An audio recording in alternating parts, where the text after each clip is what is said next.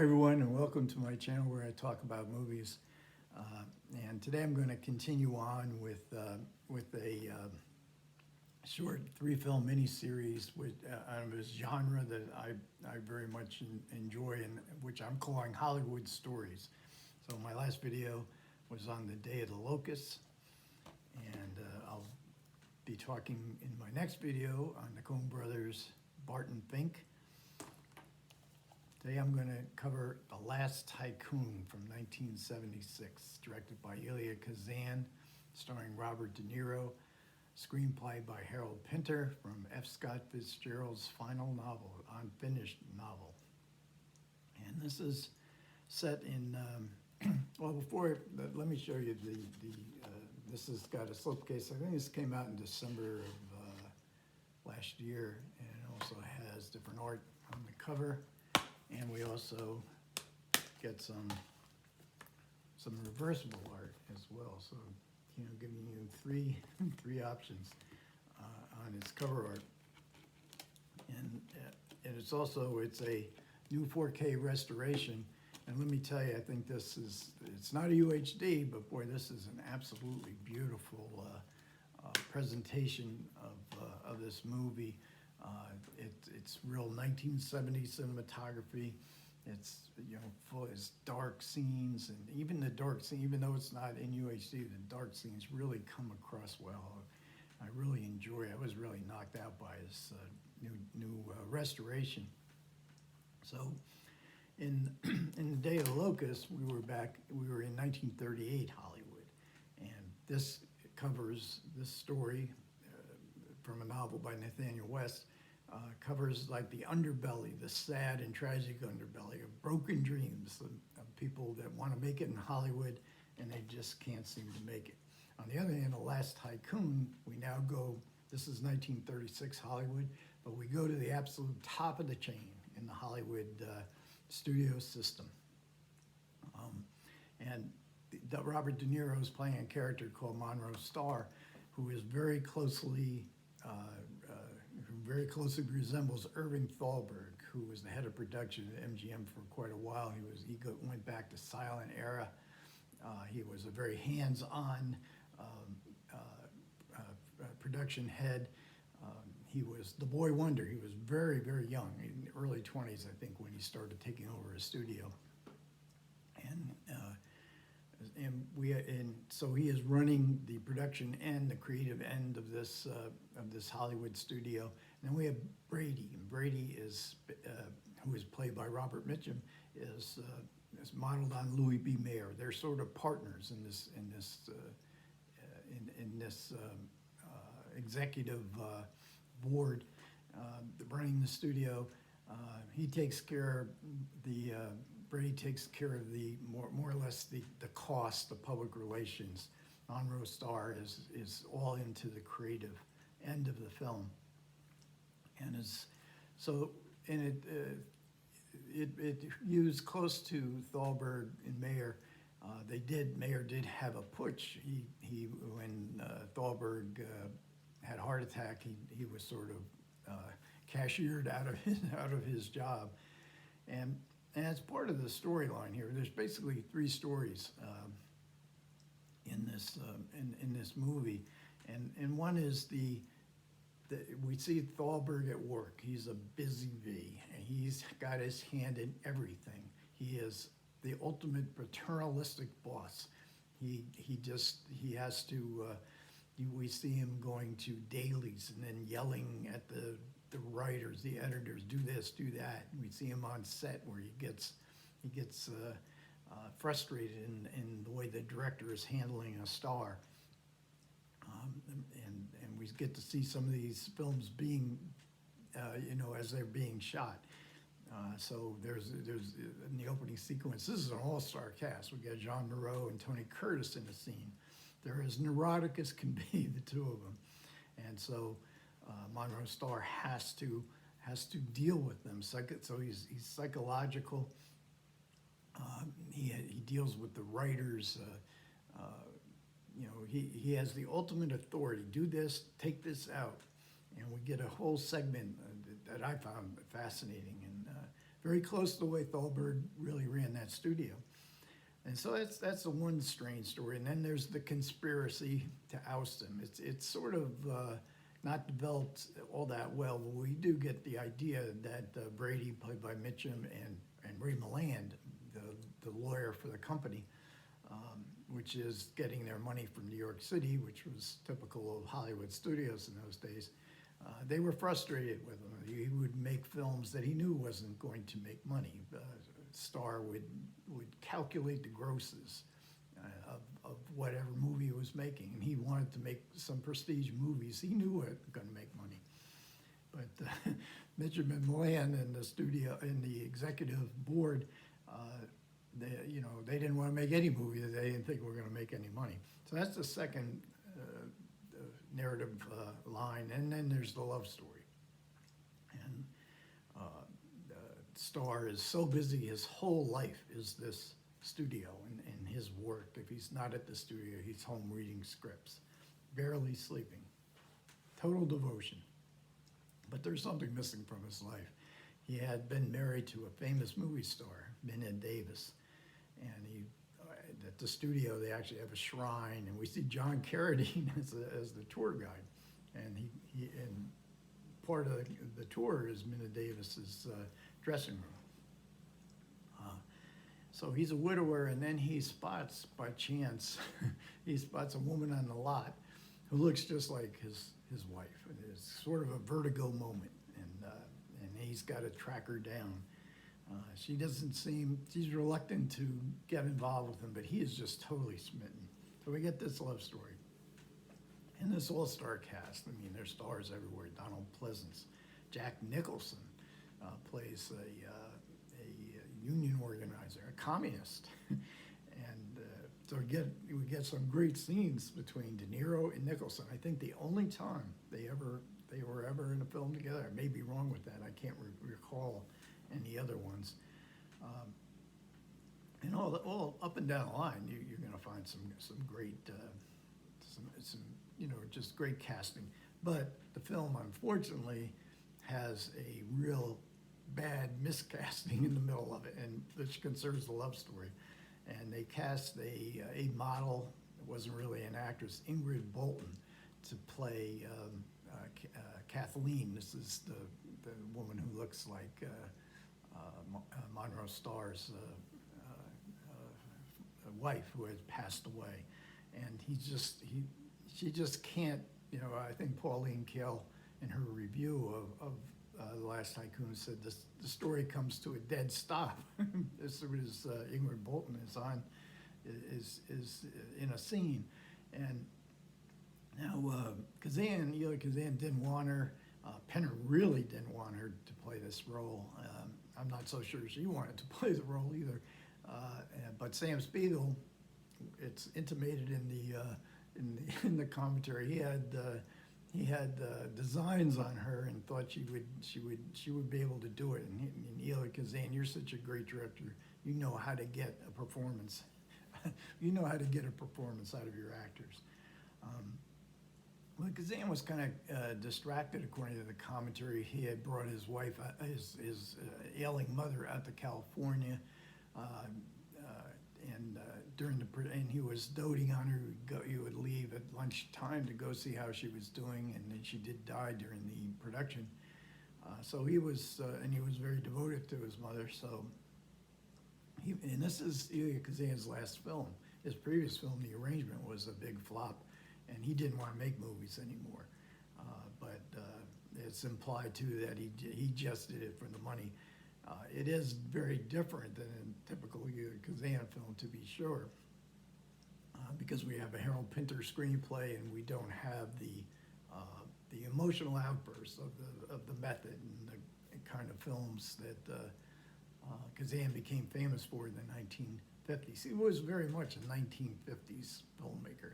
That's really his epic, his era, and like so many of the people who came out of the studio system, they sort of floundered when they hit the end of the production code. You could do whatever you wanted to do.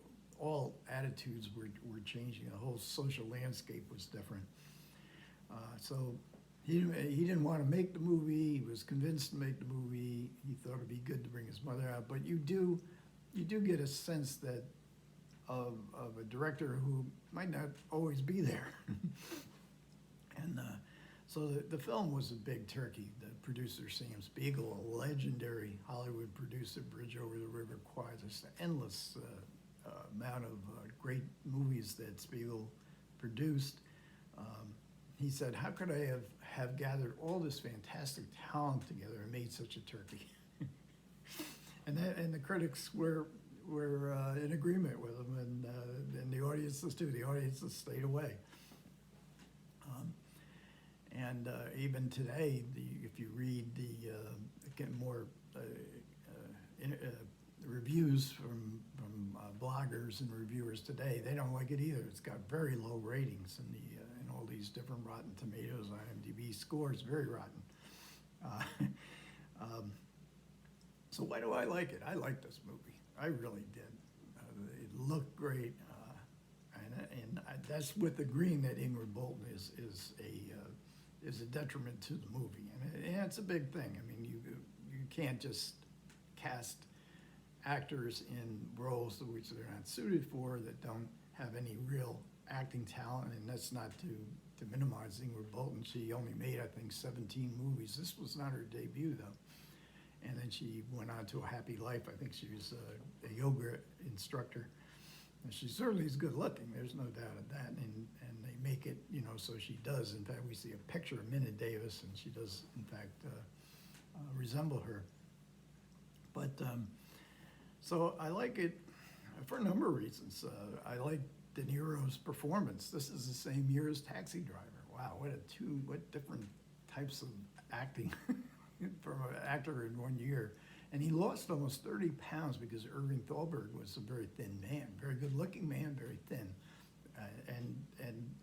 I think De Niro brings out that Thalberg and that paternalistic, and he's very young here as well, De Niro. So I think there's some real authenticity to it, and I think he's really good. And then another reason I like it, Teresa Russell. This is her debut movie. Teresa Russell is playing Brady, the Robert Mitchum character, Louis B. Mayer. He's playing his daughter, and of course she has, because they have been partners, Starr and Brady, for many years. She grew up idolizing Monroe Starr, and she's in college now, and she comes back, and she not only flirts with him, but she tells him, I love you. But as in all things, Starr is mesmerized by some other, this image of somebody rather than the real person. This kind of vertigo when Scotty finds Madeline on the streets. She's now Judy. He doesn't see her see this object of his romantic desire, who she really is, where he's got this alternative here. And boy, Teresa Russell is so beautiful in this film. It's such a good performance. I mean, it overwhelms the fact, what are you doing chasing after Ingrid Bolton when you've got Teresa Russell right here? And just the way she's photographed, just a tremendous debut. And I'd forgotten this. I saw this movie, but I forgot most of this movie. I saw it probably on cable at some point. So I like, now the Fitzgerald book, The Last Tycoon, was unfinished because Fitzgerald died in 1940. So it's only 120 pages. We do get, however, his notes the editor has sort of distilled his notes for the rest of the book into like a 3-page narrative. And it's so melodramatic. I can't believe that I forgot Fitzgerald would have written all this. And this book really does concentrate on the love story. And I thought it was terrific. I was surprised. I've read all of other Fitzgerald novels. I've read this one, and it's just so beautifully written. And Pinner takes a lot of the dialogue that's in the book. He uses it, as he does in all his screen adaptations. And I love Harold Pinter, and I've seen almost all his major plays on stage. And a lot of people don't like him because he writes very terse, cryptic kind of dialogue. There's lots of pauses, but I find it poetic. And I find it, and Pinner, I think, is one of the great artists of the 20th century who really could get to the heart of the melancholy nature of being alive. He is so great at melancholy, and we get that here. Even though Ingrid Bolton is not a great actress, there's a moment where they're at De Niro stars unfinished, just like the unfinished novel. We have this unfinished beach house without a roof, and there's only like one room that's complete, and it's looking out over the ocean. And it's a great sight. It's a great sort of metaphor, maybe even a symbol for Starr's life. What does he need this for? He doesn't have any life, and and this is where the romance sort of commences. And we get a line of dialogue that this is a Pinner-esque. It's actually in the book. It's actually Fitzgerald's line. But the way Pinner structures his plays, there's always this moment where somebody says some ordinary line that just hits to the bone, at least for me. And this is when Kathleen, the Ingrid Bolton character, as they're discussing, the possibilities of their romance, and she looks out to the sea and she says, "I want a quiet life." And this is absolutely nothing that Monroe Starr can provide for her. He is the busy bee his whole life. How would there be room for her? There would be no chance of a quiet life. So even though Ingrid Bolton, I just love those scenes there, even though she's not up to the task for sure. Nevertheless, you can imagine it in the visualization of the unfinished beach house. So, and there's other things I like about it. Victor Kemper's cinematography. As I said, this film is just beautiful to look at in this restoration. And he was in one of the top of the top, but the cinematographers in remembrance. But boy, this film at least is just magnificent. He did before this. I think he did Dog Day Afternoon with Pacino, Sidney Lumet. Maurice Jarre's score, just absolutely gorgeous score. So there's lots to like, I think, in this film, at least for me. Now, Joseph McBride, who is one of the great film historians of our time, he does the commentary, and it's very, very informative. He does go off for a long time in his discussion of the Blacklist. I think he's producing a movie or a documentary on the life of Abraham Polonsky, who he was very good friends with. Polonsky made Force of Evil, was blacklisted, refused to name names. Kazan's career is always going to be clouded by the fact that he did name names in order to save his career, and he was never really apologetic about it. So we get a lot about the Blacklist, and ironically, Jeff Corey plays a small role in this film, and Jeff Corey was a victim of the Blacklist. So for art, I guess some people did even though they were blacklisted or they were against what Kazan did, they did work with him, because Rod Steiger, I believe, sat on his hands when Kazan gave his received his controversial Lifetime Achievement Award. He played in On the Waterfront, and I think On the Waterfront comes after Kazan's testimony, and On the Waterfront is basically Kazan and Bud Schulberg's apology for, or not their apology, but rather their justification for being an informer. That was the way they looked at that movie. And another interesting element is here, Nathaniel West, who wrote The Day of the Locust, F.